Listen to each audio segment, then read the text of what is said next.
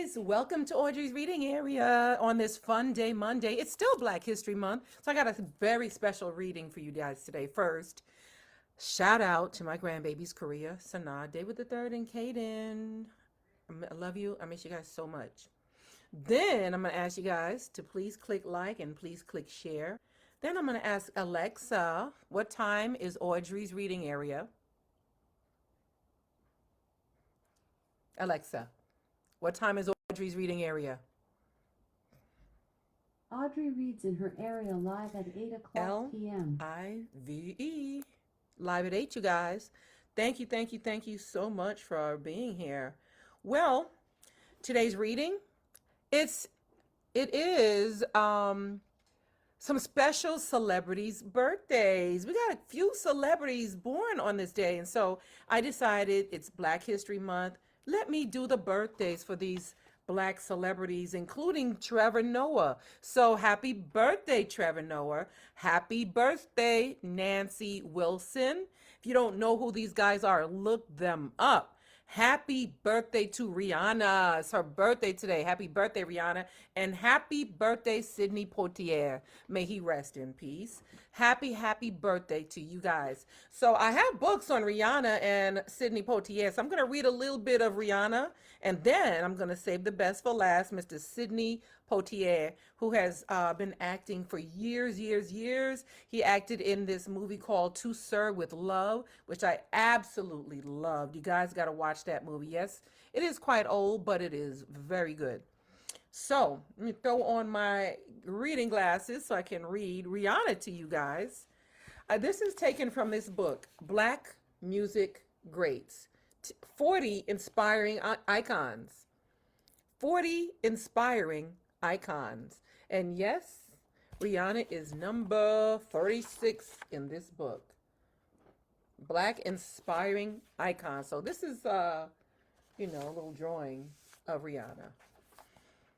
Rihanna, background. Rihanna was born on the island of Barbados in the Caribbean, but left at age 15 for the United States. Originating from the Caribbean, tomato. Rihanna was signed to Def Jam Records by none other than Jay-Z himself. Her list of achievements is lengthy. 54 million albums sold across the world, 8 Grammy Awards, 14 number one singles, and second place in a poll of the most popular singers. She came second to Madonna. That's big. With her iconic style, Rihanna is both a trendsetter and star of social media. She has more than 50 million Instagram followers. Probably has more after this book was written. Probably got a lot more now. Since her greatest hits in 2007, Rihanna gained fans across the world with her single Umbrella. Under my umbrella, Ella, under my umbrella. That song. A lot of people said they didn't even know he was saying umbrella. She was just saying Ella. That's why I sang it just a little bit for you guys so you could know and recognize that song. It was at the top of the charts in 13 countries. And it features Jay-Z. In love, she once dated the singer Chris Brown, but the dream couple broke up after Brown, they weren't getting along, so they broke up. She had to cancel her Grammy performance because of that. Then she had been rumored to have dated Drake and Travis Scott. Okay, businesses. In 2015, Rihanna announced she had become a shareholder of Tidal, the high-end streaming service taken over by Jay-Z. Its other investors, including Daft Punk, Madonna, Nicki Minaj, Kanye West, and Beyonce, among others. So, selected discography: 2005, Music of the Sun; 2007, Good Girl Gone Bad; 2009, Rated R. Probably rated Rihanna, right? 2010, Loud; 2016, Anti. So this is her again. I'm going to read you the things around her. It says, musical style: R&B, electro, pop, dance music, and reggae. Key dates. She was born Robin Rihanna Fenty in 1988. And you guys know she has a Fenty product. She has Fenty products. Um, and they sell them at Sephora. Yeah, the makeup store Sephora. They sell the Fenty products there. So shout out to you, Rihanna. Tattoos. Rihanna's many tattoos grace the cover of her album Unapologetic in 2012. Hair raising. Rihanna's hairstyle changes with every new album release, from braids to afro, straight bangs to curly mane. Honestly, I think it changes more than that. She doesn't just change it on an album release, but she just pops out with these fascinating hairstyles on her album release. So they got that right. Confidence. I actually like my body. I just feel, beautiful and sexy. The pop star provocateur. Yes, that one was about Rihanna. Okay. Happy birthday, Rihanna. Now, happy birthday to Sidney Poitier. Sidney Poitier. We actually have this is the book it's coming from, Hollywood, the Stars, the Films, the Filmmaker. This is Sidney Poitier right here. Right here. In case you don't know, Sidney Poitier recently died, maybe a year or two. May he rest in peace. Sidney Poitier.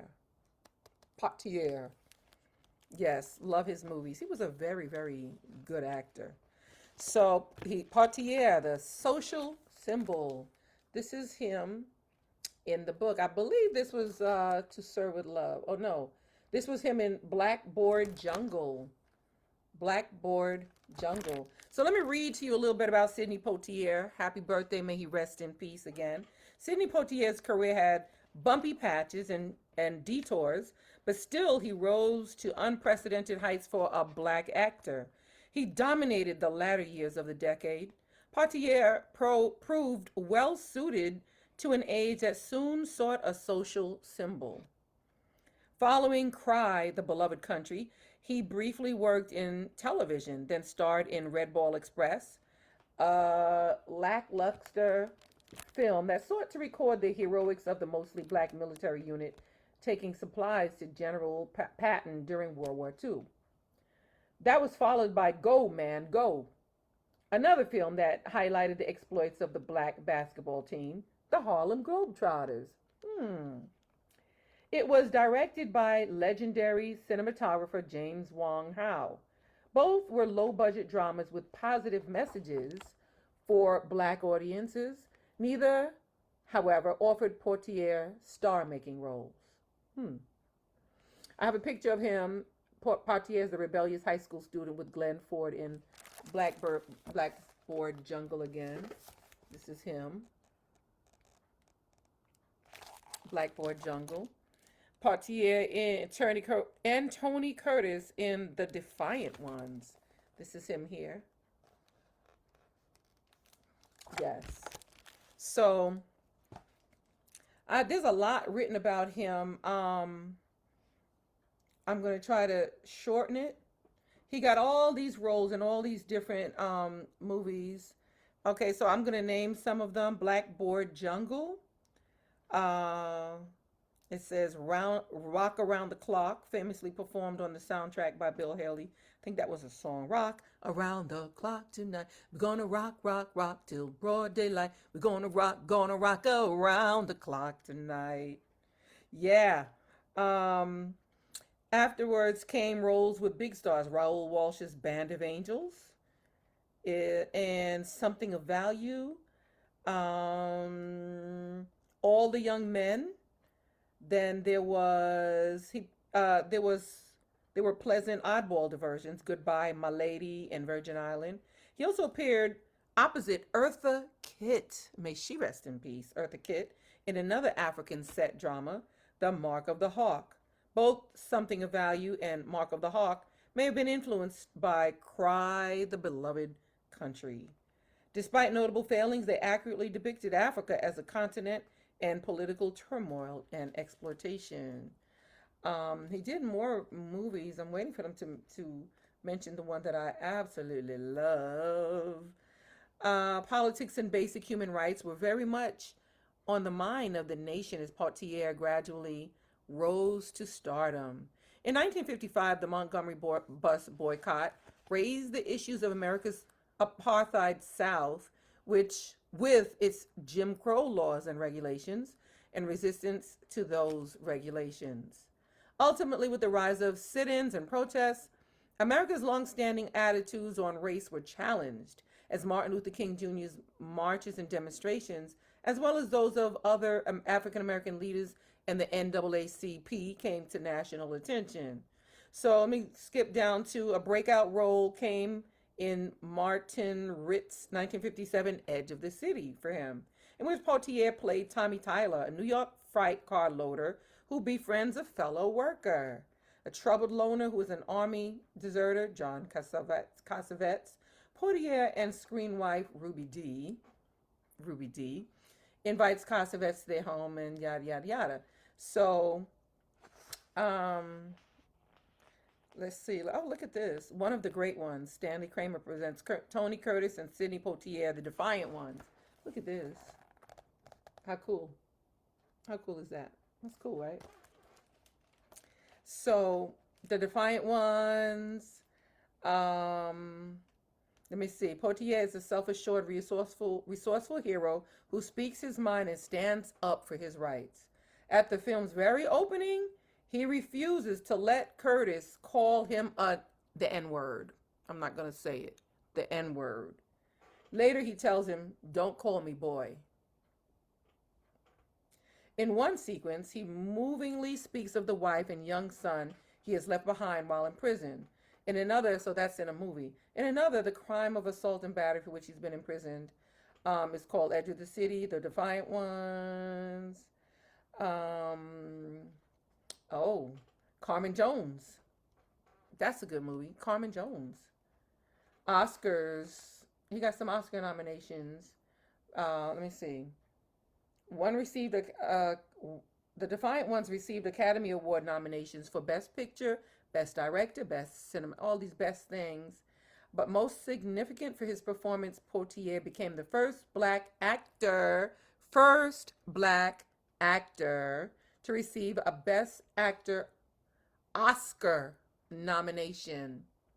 Sidney Poitier, first black actor to receive a Best Actor Oscar nomination. Though the Defiant Ones won Oscar for Best Screenplay and stuff, coming 4 years after Dandridge's Carmen Jones, Dorothy Dandridge, yeah. Carmen Jones was recognized. Porgy and Bess was Poitier's last film of the decade. It proved to be a difficult shoot. When he and Dandridge were announced as the stars, it appeared to be ideal casting, but protests sprang up within the African American community about this version of Gershwin's classic musical. Okay, the Defiant Ones, Porgy and Bess. So, by the way, this is Ruby D, who we mentioned was acting with Sidney Poitier. Poitier had a daughter also named Sidney, but they spelled it differently. Yes, S-Y-D, N-E-Y, Sidney, which was cool, right? In retrospect, Poitier's body of work in the 1950s amounted to him becoming the first black actor to consistently play leading roles in a gallery of films, good or bad. The same would be true in the next decade. And I don't know why I don't see To Sir with Love mentioned in here. That's disappointing for me. I don't see that mentioned anywhere. To Sir with Love. You guys look that up and watch that movie. To Sir with Love. It was a good one. He was really good in that. So, thank you, you guys for being here. Once again, shout out to all the celebrities who have birthdays today, including Trevor Noah, the comedian. He was on a talk show. The host of a talk show, Nancy Wilson, the jazz singer, Rihanna, and Sidney Poitier. That's the ones that I got. There might be more. Sorry if I overlooked you, but happy birthday to these people that I just mentioned. And again, thanks for being here. And I will see you again tomorrow. Tomorrow. Shout out to my mom, who is always here showing support, all this love and support. Thank you, thank you, thank you, Mom. Shout out to everybody who shares my video, including Elide and Victoria, my cousin and my friend. Thank you, thank you, thank you. You guys helped me get all these subscribers. I'm trying to get about 50 more subscribers so I can make it 1,000. So go to YouTube. Yes, look for Audrey's Reading Area. Yes, and then smash that subscribe button for me. Smash it up. Punch.